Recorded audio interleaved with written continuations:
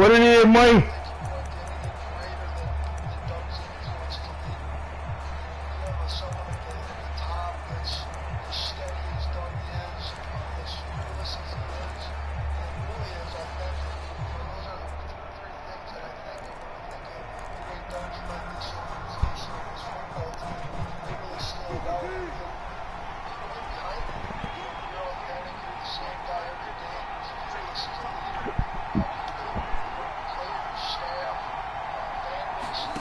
Throwing now, Wilson on first down.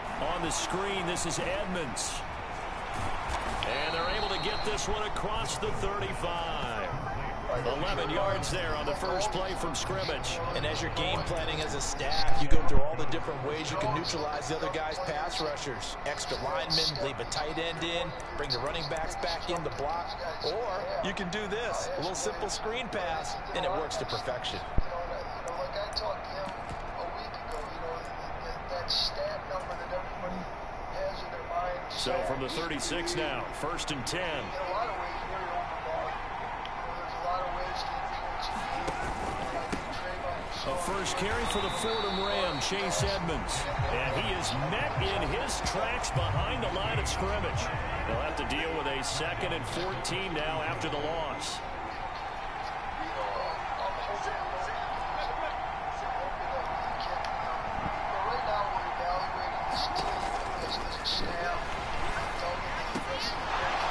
Oh, he's got a man wide open, complete.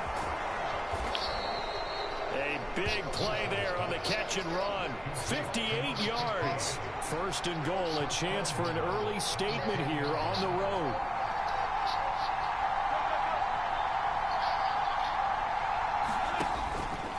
Now a run straight ahead with Edmonds.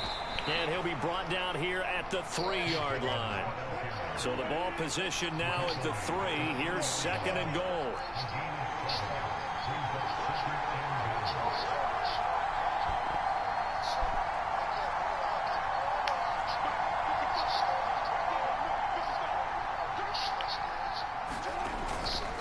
Edmonds again. And he'll get in. Touchdown, Denver. Chase Edmonds, a 3-yard touchdown run. And the Broncos get the upper hand as they're on the board first here this afternoon.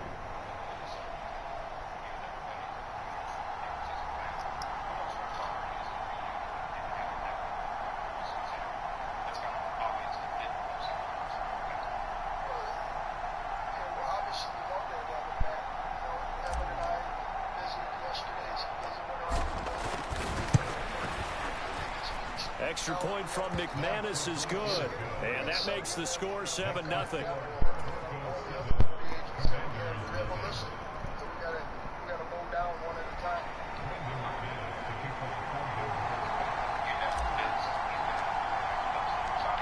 After the touchdown, here's McManus now to kick it away.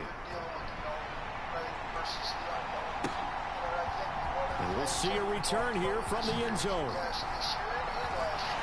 And he's able to get it across the 20 to the 25-yard line.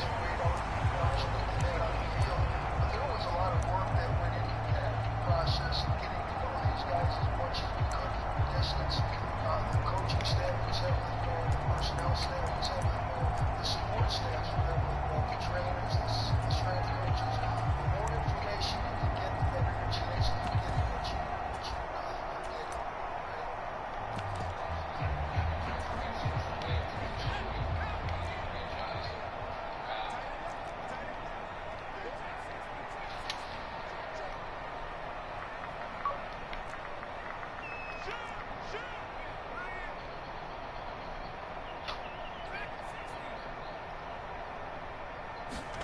And a play fake, and now Heineke. He's got the hook up downfield to Samuel. And he's going to be out of bounds, but not before he takes it inside the 40. The catch and run pays off to the tune of 35 yards. Well, partner, I'm not sure how this drive's going to end, but how about the way they flip field position there? A nice attacking play that picked up a heck of a chunk of yardage. On 1st and 10, it's Gibson.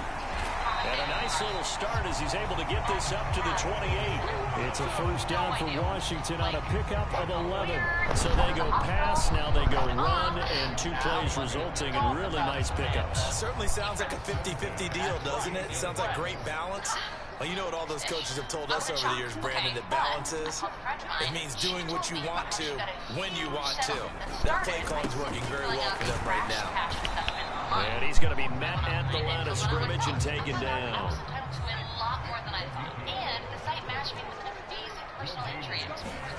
Here's Heineke. Out left to Dotson. And he's brought down here just outside of the 20. Not too shabby. Coming up here looking for 3 yards to pick up the first.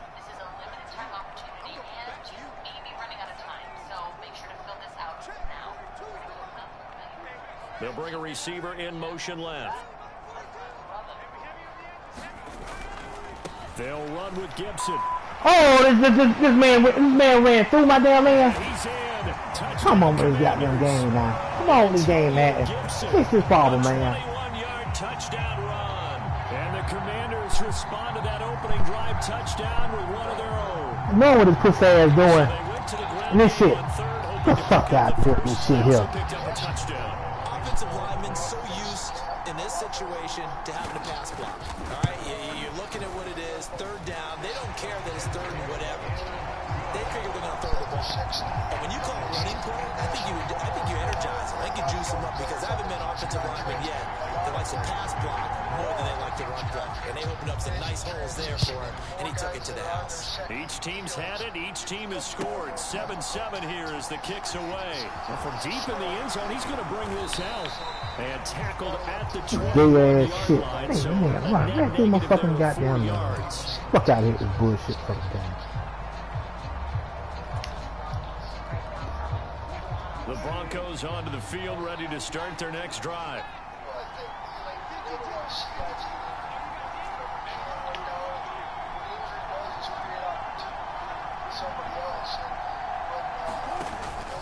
They'll start on the ground with Edmonds. He'll work his way up the middle for a gain of about 4. 2nd down.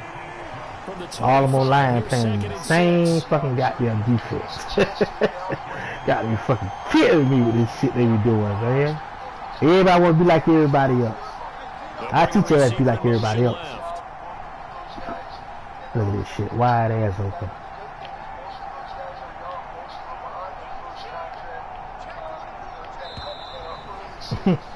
Everybody want to be like everybody else.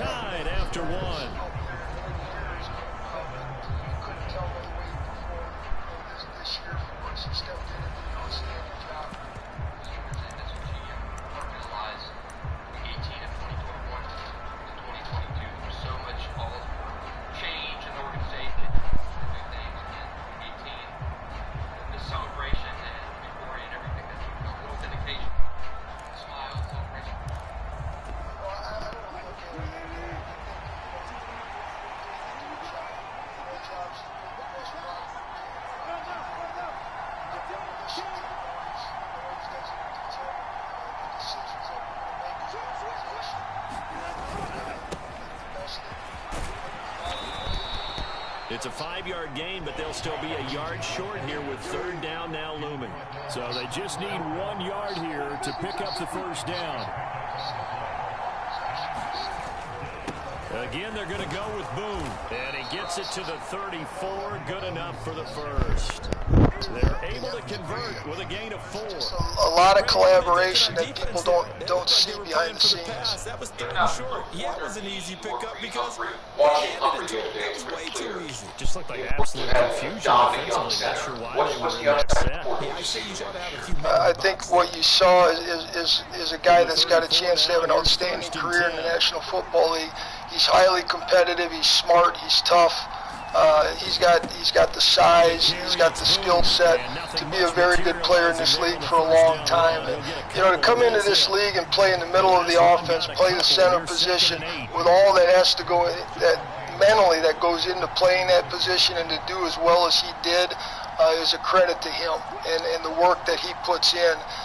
He's a pro's pro at a very young age. I look at him as an old soul, and I think the best is yet is in front of him.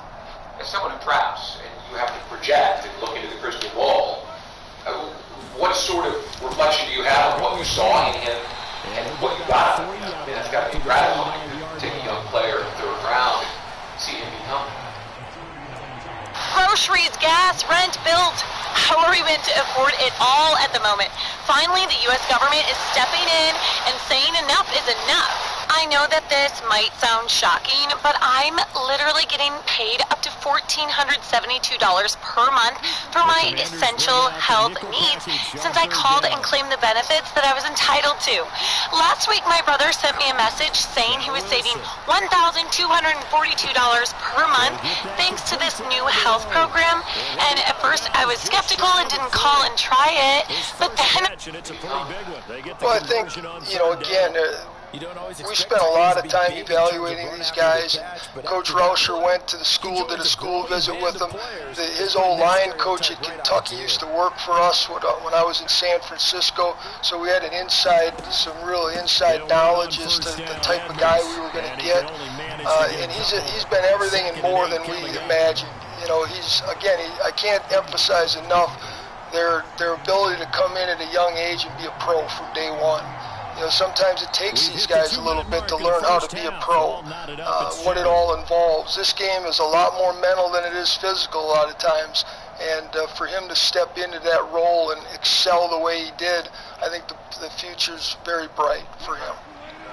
Do you look at Trevor now as entering that elite kind of category of a QB in the NFL, and either way, is there more? The next step, the next stage, the growth? Well, I think he's certainly trending that way, and is there more? There's a lot more. And I think Trevor would say the same thing. His upside, his ability to grow at the position from just a knowledge standpoint. You got to remember now, this is the third offense in 3 years that Trevor's played in, counting his senior year in college. So you go from that to a new system in the NFL, and then all of a sudden, it's a hit the reset button, we got another offense. So it's his third offense in 3 years, and it takes a while to master that. And I think you saw the development of him mentally as well as physically throughout the course of this season, and I think it's only going to trend upward from there. You said, well, like, this guy's really good. A lot of times, one thing about him, he's really a lot like Doug in the sense that he's very steady, he's very even keel, and that's a marriage made in heaven there because they relate to each other that way. They're both fearless. Trevor doesn't fear anything, and they're very authentic. So when you have leaders, at the quarterback position, at the head coach position that are like that, everybody else just kind of falls in line. Trent, you mentioned being up against the cap compared to years past, or at least the past 2 years. How much do you envision having to restructure and perhaps say goodbye to players than you have here in the past 2 seasons? Well, goodbyes are tough. You want to keep as many of these guys as you can. Everybody understands that we're going to do everything we can to make that happen. But if we're going to make that happen, something has to give. Everybody's got to give a little bit. And, we had those conversations on the way out with the players, and they understand that. And we've got a lot of work ahead of us in order to make this happen. But, I'm pretty confident that we can do what we need to do structurally, if we need to sign the guys back that we need to bring back. Without obviously crying too much, did it seem like there were guys open to restructuring because they are so about this group and this team?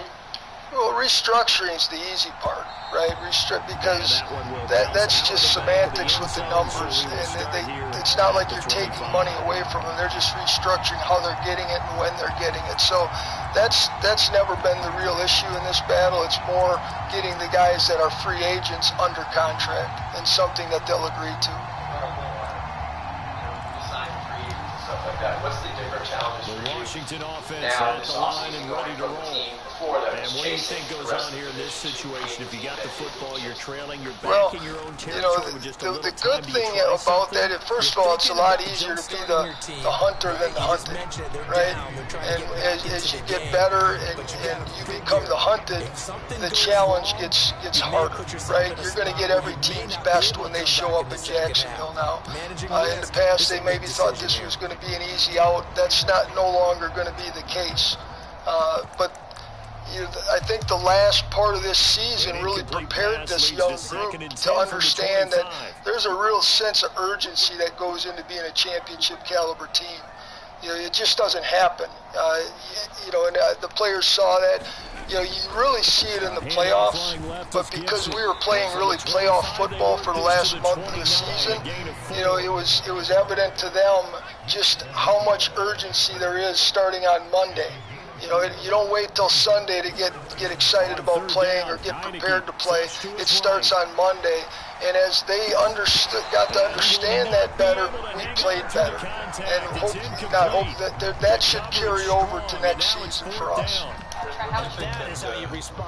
Given Doug and Trevor's mindset, they'll enjoy being the hunted. I think we'll all enjoy it. But yes, you know, obviously, again, the leadership matters. And, you know, if you're fearless and you're not afraid to be the hunted, then let's go, you know. But there's a lot of work to do. You can't just talk about it. You got to go do it. You know, we were able to get them to understand the urgency process, and they made that adjustment and did it very well, played at a high level. Now we got to go do it from the get-go. We got to, you know, from the start, and that starts April 17th for us with the off-season program. As the clock will stop with 18 seconds to go in the first half. Season, how would you evaluate pass catchers this past season and now moving into 2023? How would you evaluate how many different threats you guys have? As if that play was drawn up in the Well, dirt on the sideline. that's really for the coaches to address. But obviously, we feel very good about Kelvin and what he can bring to the organization and will bring to the organization. We feel really good about the guys that we have under contract. I thought that group this year did an excellent job. But the most important thing is we're going to surround Trevor with the same cast of characters, if you will. You know, the same cast of receiving threats, the same running back core for the most. Now we're gonna always look to insert guys here and there, but for the most part, getting that core group back for a second year in the same offense with the same play caller, obviously, and all that goes with it. I think that's going to really help Trevor take the next step, and this team take the next step.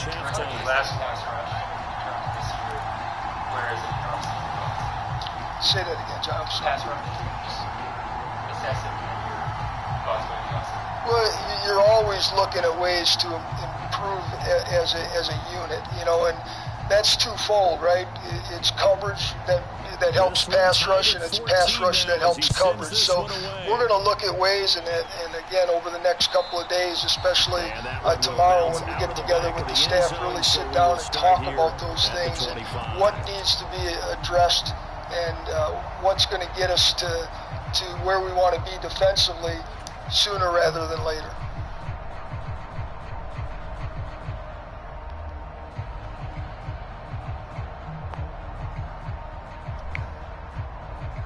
You guys see this amazing truck? My car insurance company was totally ripping me off for it until I found this. Alright guys, so check this out. $178 was what I was paying for my previous policy for my Ford F-150. $157 policy premium and then some fees, total $170. I blurred out my private information, but I just had to share this with you guys. Are you ready? $39. Can you believe I'm only paying $39? There it is right now. The breakdown. $30, 12, fees, 8 cents, total $39. Now, is it the same car? Yes, it is. 2020 Ford F-150. 2020 Ford F-150. This is the NFL, and it's on EA Sports. Other than, we just had some communication issues up front, and there's got to be a fine line between the communication with the line and the backs, and we had a couple instances tonight where we just missed on that communication, and they were able to get a little pressure on the quarterback. And ultimately cannot get this out to the 25-yard line. Just told him I was proud of him for the season that we put together. Nobody expected us, the Jaguars, to be in this football game from the beginning of the season to today. And I just told them how proud I was of them for how they hung together all season long, how they battled, fought through a ton of adversity. You know, and just proud of the way they kept battling all season to get to this spot and really battling this game to come down to the, you know, an onside kick to potentially, you know, seeing what happens, right? And told them we were going to, you know, we're going to learn from this, we're going to grow from this, and you know, our expectation is to be in these games every year. I mean, that's we're just, you know, that's our expectation, and you know, this was a good first year for all of us. After the pickup of 5, here's 2nd and 5. As far as like moving on, like in the off season, carry or with Gibson. A pickup of about 3 yards as he's taken down at the 31. Oh yeah, I mean, listen, he's learned. I mean, he's learning how to just put those plays behind him. Again, it was. You know, we had some protection issues there and tried to get the quick ball up to Zay, and guy made a heck of a play. You know, we had it, but guy made a great interception there. And, you know, but he was able to shake it and come back from it, got the 3 points later, and put us in a position. How about that there? No frills, no additives, right? Nothing crazy. Just find a way to pick up the first down. A nice run right there. So from the 36 now, 1st and 10.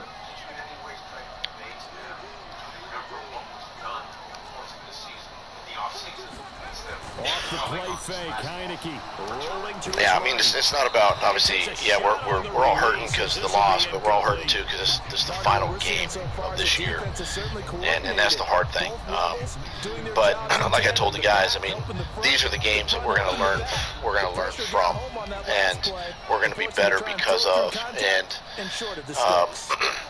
you know, I told them, I said, just, you know, plan on every year. Let's being in these meaningful games at the end of the season. We want to be one of the 4, 5, 6 teams, you know, in the AFC every year, and our guys believe that, and you know, we still got work to do, obviously, but it's also time to heal and to get away and you know, get rejuvenated again. At the 39-yard line.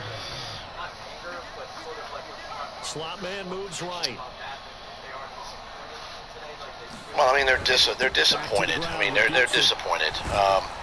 You know, with this game, felt like we had an opportunity to you know, at least tie the football game. They're late in the game, but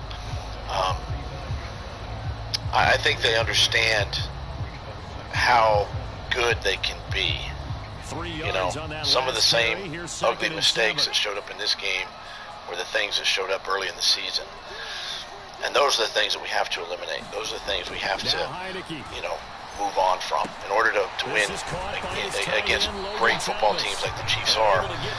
You know, you can't make those mistakes. So I think they're disappointed from that more than anything, and just coming up a little short. I mean, I feel like we're close. I mean, you know, obviously we got the right leader in Trevor. I feel really good about him. Obviously, what he's done, how he's played this season, and you know, it's just, you know, it's a matter of with the youth of the team. You know, now these guys played a lot of football, and they're going to learn from. They're going to learn from the good and the bad, and it's something to really, I think, lean on as we head into the off season.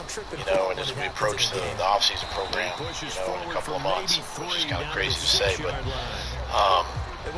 you know, we're going to learn. I'm excited for the future of Jacksonville.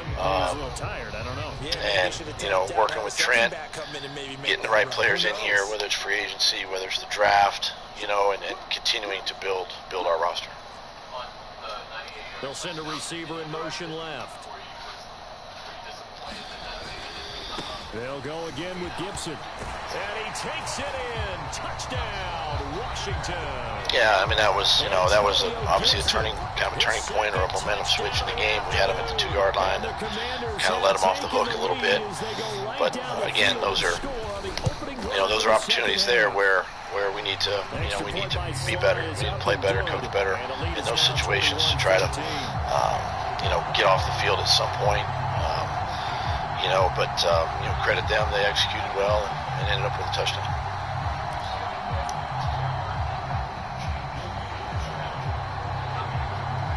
I didn't see, other than him being tackled from behind, I didn't really see the whole play. I'm sure he got something rolled. One of the players probably rolled up on the back of his legs, on that.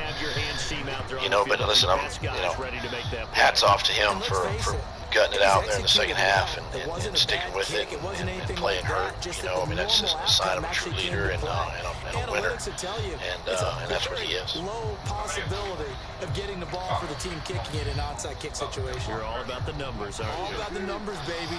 That's what he does, right? He eludes the pressure. He can step up, and he's got great vision down the field, and he finds those guys, and we talk about it all the time. Just you get opportunities to sack him or tackle him. You got to try to do the best you can to get him on the ground. And they're not going to get to the line to run another play, so we will switch ends as the third quarter has come to a close. You are watching the NFL on EA Sports. Yeah, and a lot of them were short, intermediate type catches. Some of them were off of scrambles. That's going to happen, but he's a great player. He's a...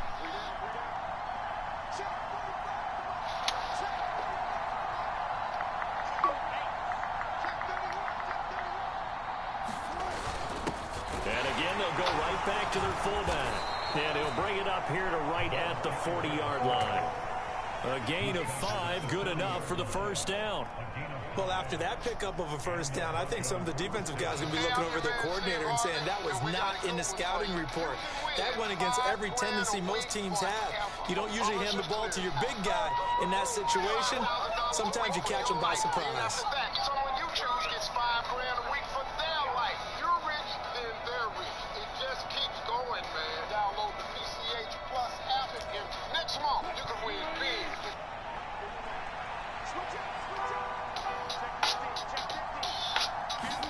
Welcome in to Do Well Daily. Again, this is their fullback. And he'll push this forward only to about the 42-yard line.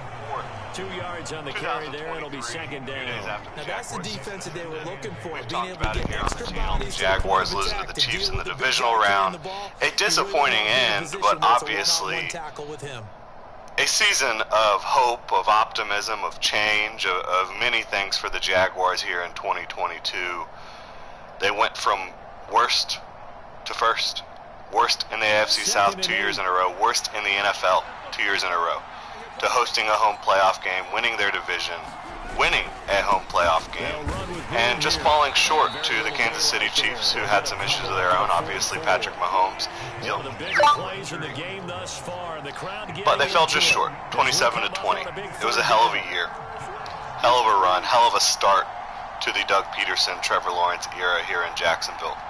They'll send a receiver in motion. But now that the bar has been set, now that Doug Peterson and Trevor Lawrence and this group of players and coaches have made the playoffs, hosted a home playoff game, have shown that Trevor Lawrence can be that quarterback. You've seen that Doug Peterson is that coach, and that there's a lot of talent around the rest of this roster, and that there's good coaches throughout the rest of the staff, and that the personnel department has been doing a much better job over the last couple years. There's all these things to recognize, and all these lead to the fact that expectations are going to be higher in 2023. The Jaguars are going to be expected, if not by the national media, at least by Jags fans, to win the AFC South in 2023. It's not going to be acceptable anymore to pitter-patter around and end up with a top 5 pick or a top 10 pick. This is a team that is going to be expected to make the playoffs. A team that's going to be expected to win their division and host another home playoff game. And a team where if you're trying to level up, if you're trying to do more than you did in 2022, which is obviously going to be the goal, you're going to have to get past the divisional round. At least get back to it. At the very least. Otherwise, people are going to be upset. Bottom line. Because this is an expensive roster. It's a talented roster. You have the elite head coach. You have the quarterback, the young quarterback who's, you know, a star already. And entering year 2 in Doug Peterson's system, there will be even more expectations. So my thought process here is, today we're going to talk about how the Jaguars can level up in 2023. How can they improve? How can they take a step towards being able to beat the Chiefs or the Bengals or the Bills in the playoffs? How do they get there? There's a lot of different ways they can get there. Most people throughout the next couple months are going to be talking about free agency and roster moves and the draft, obviously. And that's the biggest way to add new talent, no question, to improve your overall talent base through free agency and the draft. But I do think one thing maybe some folks are not giving enough credit to moving into this 2023 offseason is the fact that the players on this team right now, the players under contract, a lot of them are going to be better football players in 2023 thanks to the coaching staff and the development that they're going to go throughout this offseason and the experience that they established in 2022, playing so many games, playing so many meaningful games at home and on the road in the playoffs. This is going to be a better team, not only because of the experiences they've had together, from the time on task they've had together under Doug Peterson, Mike Caldwell, Heath Farwell, but also just because there's a lot of young players that were in their first year in this system, and there's a lot of players that even aren't super young, but it was their first year in these systems. They're going to get more comfortable in the systems. Bottom line, when you're talking about the vets that are going to get more comfortable in the system. I mean, look at all the free agents they signed last year. They came in to a brand new system, a brand new culture, and a lot of them, while they might not have hit the ground running, so to speak, by the end of the season, they were playing at a really high level. When you talk about Foye Oluokun, Darius Williams, Christian Kirk, Zay Jones, Evan Ingram. There's so many of those guys, but then you talk about the actual young players that are just going to get better in terms of being more professional and understanding more about the game at the NFL level. Trevor Lawrence, Travis Etienne, Luke Fortner, Walker Little, Trayvon Walker, Devin Lloyd, Chad Muma, Andre Sisco, Tyson Campbell. I expect all those players to take steps forward in one way or another in 2023.